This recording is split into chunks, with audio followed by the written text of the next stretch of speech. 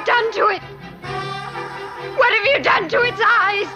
He has his father's eyes. What are you talking about? Guy's eyes are normal. What have you done to him, you maniac? Satan is his father, not Guy.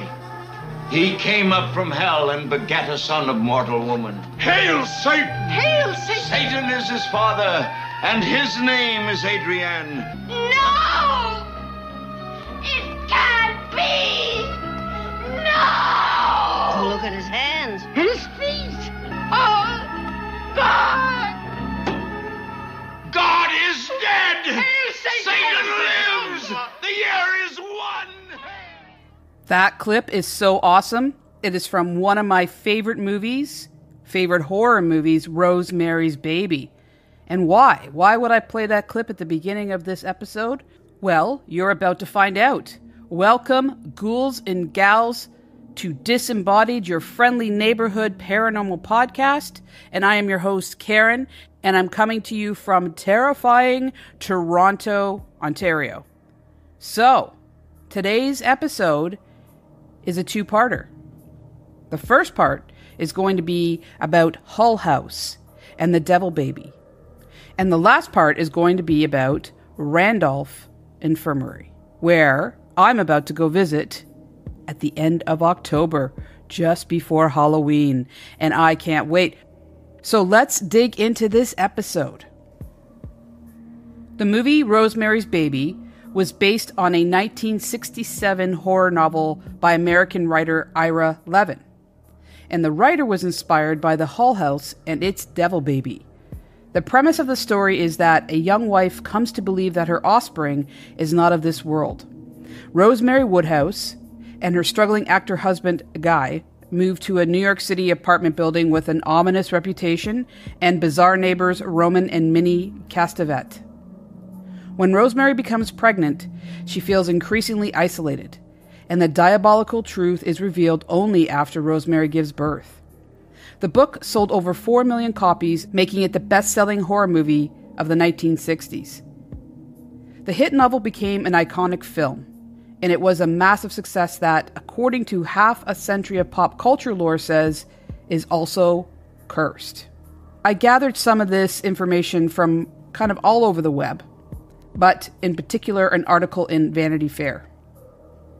The first victim of the curse was Krzysztof Komeda, the composer for the score of the movie. The director, Roman Polanski, reported the following quote: "In autumn 1968, then 37-year-old Komeda was roughhousing at a party when he fell off a rocky escarpment and into a 4-month coma. And this is the very same thing that the witches in the book used to kill Rosemary's friend." The following year, Komeda died in Poland. The producer, William Castle, received a ton of hate mail about the film. Castle was suddenly plagued by kidney disease that almost killed him and never made a Hollywood hit again. The most insane of them all is that on October 8th and 9th, 1969, Roman Polanski's pregnant wife Sharon Tate and 5 adults were brutally murdered by the members of the Manson family in his and Sharon's home. I think practically everyone knows about the Manson murders. In case you're not familiar, Manson and his members of his cult murdered the 8.5-month-old pregnant Sharon Tate, along with 3 friends and an 18-year-old visitor who was slain as he was departing the home. Polanski was working on a film in Europe and escaped being murdered. Ira Levin was also met with negativity, hate, and threats. He was unable to recover, and his writing never reached the same critical acclaim again. He became something of a hermit, and he rarely did interviews. And here's another quote from the Vanity Fair article that said that he felt immense guilt about putting the occult into the mainstream and putting a negative slant on religion as a whole. End of quote.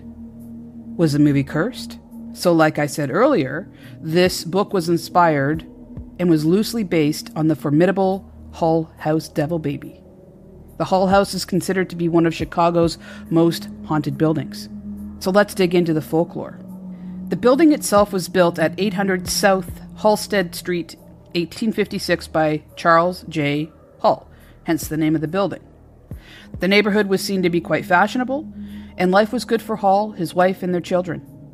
However, tragedy struck, and Hull's wife passed away leaving him to care for 2 children who also passed away within a decade of one another and quite young.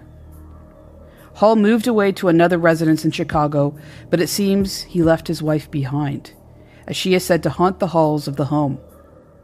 The house itself survived the Chicago fire of 1871, but the neighborhood did not fare so well.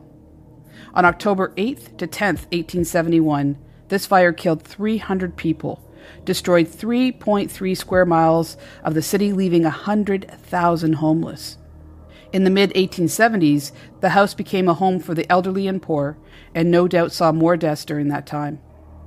Although many more mysterious events took place in the building, small unexplainable fires, the appearance of a woman in white, figures seen around the halls, curtains refusing to stay closed in one of the empty rooms, it was not until 1913 that an event began that saw Hull House's paranormal reputation really ramp up. As the story goes, a social worker named Jane Addams opened the Hull House in 1889 as a refuge for women, the homeless, and recent immigrants. There, these people received education, food, and shelter. Over the years, she helped hundreds of people get back on their feet. In 1913, there was a rumor that a demonic baby arrived in the home. The baby's parents had very different religious beliefs. The mother was said to be a devout Catholic and the father an atheist. Apparently, the father tore down a religious photo that his wife had hung on the wall and said he would rather have a devil living with them than any more religious pictures in the house. The child was rumored to be born with horns, scales, cloven hooves, pointed ears, and a tail. The devil baby had been able to speak as soon as he was born and was most shockingly profane. The rumors of Hull House spread like wildfire, and for 6 weeks a steady stream of visitors from all over, far and wide, hungrily gazed upon this newborn beast. There are a few variations of the story, such as soon as the devil baby was born, he ran about the table, shaking his finger in deep reproach at his atheist father, who finally caught him and in fear and trembling brought him to the Hull House. Another version went like this. The father of 6 daughters had said before the birth of a 7th child that he would rather have the devil than another girl. And then his wife gave birth to the devil baby. To this day, people passing by Hull House report seeing a hideous, devil-like face staring at them from an upstairs window. Some say it's the child itself, while some say it's a ghost. So Jane Addams' interpretation of all this was that she took good from bad, which is not surprising considering the awesome type of woman that she was. Here's a quote from Jane. Many of them who came to see the devil baby had been forced to face tragic experiences. The powers of brutality and horror had full scope in their lives for many years, and for many years they had acquaintance with disaster and death. Some of these old women had struggled for weary years with poverty and much childbearing, had known what it was to be bullied and beaten by their husbands, neglected and ignored by their prosperous children, and burdened. During the weeks of excitement, it was only the women who really seemed to have come into their own, and perhaps the most significant result was the incident with the reaction to the story upon them. It stirred in their minds a memory as with a magic touch. It loosened their tongues and revealed the inner life and thoughts of those who were so often inarticulate. One result from this hypothetical visit of the devil baby to the Hull House will, I think, remain a realization of the sifting and reconciling power inherent to memory itself. End of quote. Jane was a pretty bright lady, you can see, very intuitive, very caring. So, as Jane Addams saw it, something good came out of this. Women opened up about their abuse and tragic lives, which helped them move on. But what about the devil baby that is seen still haunting the house? Or the myths? The lady in white? The children's cries and the doors slamming and objects moving? If we omit the devil baby from this story, although much less interesting, I see a lot of evidence to how there could be hauntings. The fire, Hull's wife's death, natural death of people who sought help there. So, why don't you tell me what you think? Do you think the place is haunted? And do you think there was actually a devil baby? Either way, it all seems really cool to me, and I would go visit this place. Would you? I think that's a super cool story, and I really enjoyed researching that one. Moving forward, I'm now going to talk about Randolph County Infirmary, sometimes known as an asylum. It is a 58,000 square foot building that was also known as Randolph County Poor Asylum, House, Farm, County Home, Countryside Care Center. The tract of land purchased by the county about the year 1851 was to house a poor farm to care for those unable to work, including the mentally and physically disabled, single mothers, elderly, and orphans. Dwelling existed on premises that served as a facility for a time, then serving 13 residents. Residents were to maintain the farm, though many were unable to perform the labor due to their age and infirmary. A new wooden building was constructed in 1853, and that housed 16 residents. Now, it was destroyed by fire less than a year later in 1854. A new 2-story brick building was constructed in 1855, 1856. The building was eventually ordered demolished due to poor conditions, and a new structure was built to better accommodate the growing patient population. The new nearly 50,000 square foot building and current structure was constructed in 1898 to 1899. Now, it housed 6 large wards, several private rooms, a laundry, kitchen, and separate dining room for men and women. The property included a pump house, barn, hay barn, machine shed, garage, or cell house, another 2 garages, and a chicken house on 350 acres. A cemetery is also located on the property, and it's about 230 yards northwest of the home. New ownership was assumed from the county in 1994, and then it was known as the Countryside Care Center, and it housed 12 residents. It was closed in 2008, 2009, housing the remaining 5 residents before it was used as a county storage facility. The current owners purchased it from the county in 2016 for reuse as a paranormal attraction. Now, one of the famous paranormal groups that have been there is Paranormal Lockdown. And I have to say that's probably my favorite paranormal show right now because I really like the way that Katrina Weidman and Nick Groff investigate. I'll get into those guys on another episode. Anyway, I'm going to play a clip from 2 young people that actually grew up there and knew the residents, and I'm going to give a little bit about how they felt about the place and how the residents were cared for, and who maybe they think may still be there. My grandma, she ran the place. It was actually really fun to interact with the people. They were like family. Yeah, this was Doris's room. She had some porcelain dolls that kind of creeped me out. A bunch of them, actually. Her family couldn't take care of her, so they put her here. She would sit on a rocking chair. This is Bill's room.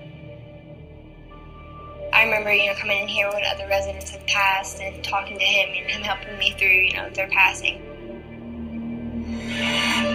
I would come to him, he was my person I talked to. Spent Thanksgiving and Christmas with us, it was family. He passed away not long before the place closed down. This was his home, from the time this place was open to the time it, had closed.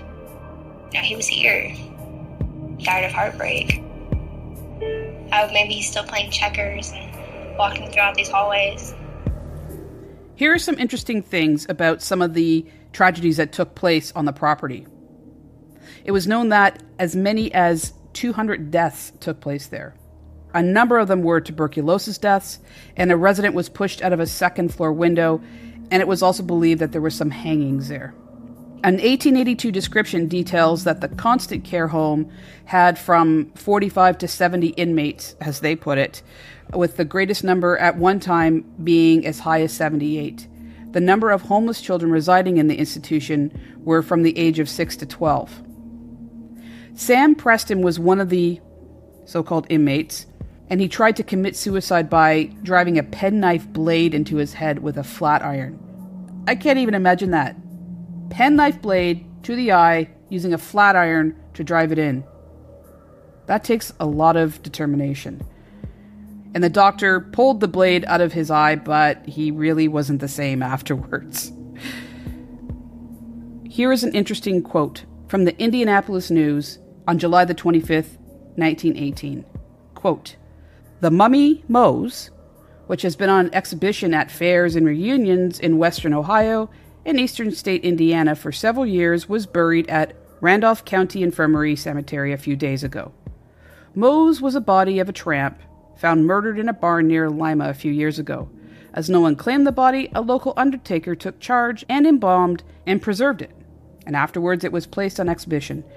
The body began to show signs of decay, and it was ordered buried." End of quote. I guess I shouldn't be laughing, but what the hell? This poor man. Not only did he have a bit of a rough life, he was murdered, and then he was embalmed and put on display.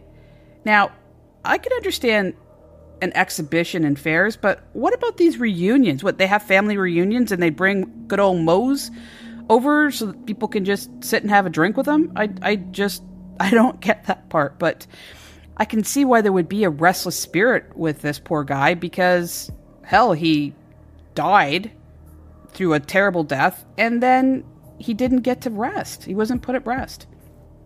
Another tragic death involved a young 10-year-old child by the name of Orlando Hyatt, and he died at the infirmary. And then there was Randolph Spencer, he's 69, who also died at the infirmary, and his death was believed largely due to exposure. The aged man was found in a cabin where he had been living. So who's haunting the place? Well, Mose, I would think. And the next one is Doris M. Addington.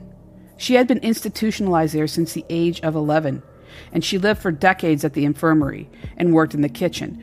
And this is the one lady that the young woman was talking about, that she had become friends with while she was living there herself. Doris had 6 siblings taken by the state after her mother died, and then she was sent to live in homes because she was too old to be adopted like her siblings were. She suffered a nervous breakdown and went blind for some time. Her father was also an inmate at the infirmary, and she witnessed him die of a heart attack in the living room. She was described as cheerful, a chatterer, and obedient. Obedient. Oh man, some of these older ways, some of the way they describe people back in olden days is just so offensive, I think. And I don't think they meant anything wrong or bad or terrible, but they just seem so offensive to me. Like some of the older asylums or infirmaries were also called, places for idiots and imbeciles. And yeah, I guess we're a lot more politically correct now. Another person who passed there was Willis Field. It is thought that he is to haunt the halls because he was a custodian of the courthouse, a gardener, and raised prize flowers there. So it doesn't seem that this was a terrible place and that horrible things happened to people. Though there is a jail cell in there for violent inmates, as they put it. Some people have reported seeing shadow figures in the attic, on the second floor, and in the basement.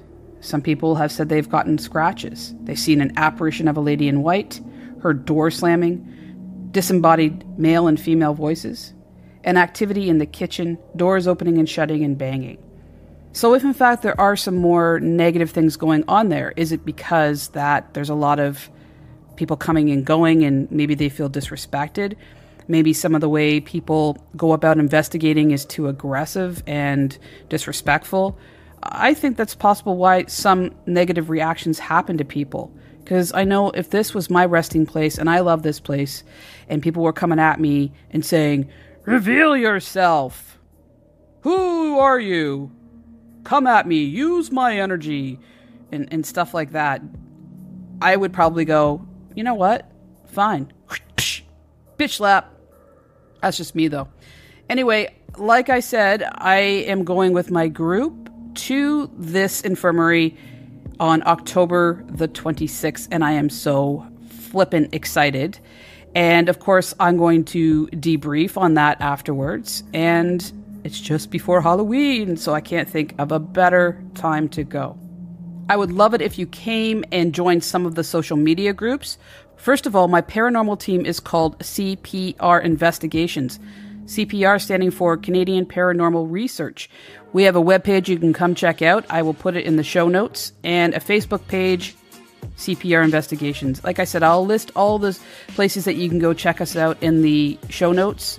And of course, this podcast has a Facebook page, Disembodied Podcast, as well as Twitter and Instagram. So please come join in and check us out.